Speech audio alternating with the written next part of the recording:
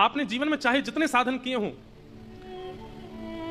जितनी तीर्थ यात्राएं करी हों, जितने भी भगवत साधन बताए गए हैं, यज्ञ हो, हवन हो, तीर्थ यात्रा हो, नदी स्नान हो, सबकी अपनी महिमा है।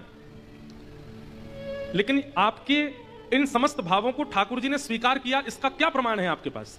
इन सब तीर्थ यात्राओं से, आपके सोमवार के व्रतों से, आपके एकादशी के व्रतों को, आपकी समस्त उत्सवों को, आपकी समस्त प्रस्तुत करने वाली क्रियाओं को ठाकुर जी ने स्वीकार किया, इसका क्या प्रमाण है? मान लीजिए, इधर देखो सब लोग, मान लीजिए मृत्यु के बाद चित्रकेतु बोलने लगे, भाई देखो तुमको थोड़े दिन के लिए नरक तो जाना पड़ेगा। आप हो गए ऐसे कैसे चले जाएंगे, हमने तो इतना पुण्य किया था नीचे जमीन पे। तो चित्रकेतु कहेंगे प्रमाण दो। तो वहां फोन थोड़ी होगा आपके पास, इंस्टाग्राम पे देखो हमारी फोटो, ये देखो हमने जप किया, हमने अनुष्ठान करवाए, देखो हमने यज्ञ किया।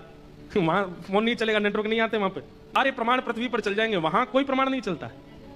वहां तो वही प्रमाण है जो ठाकुर जी ने स्वीकार किया, और ठाकुर जी ने आपके द्वारा प्रदत्त की गई सेवा को स्वीकार किया, इसका क्या प्रमाण है? बोले किसी सत्संग में जाकर के बैठो, कहीं कथा चल रही हो, कहीं सुंदर वृंदावन के हरिद्वार के वक्ता आए हो, बैठो थोड़ी देर ठाकुर जी का सत्संग श्रवण करो।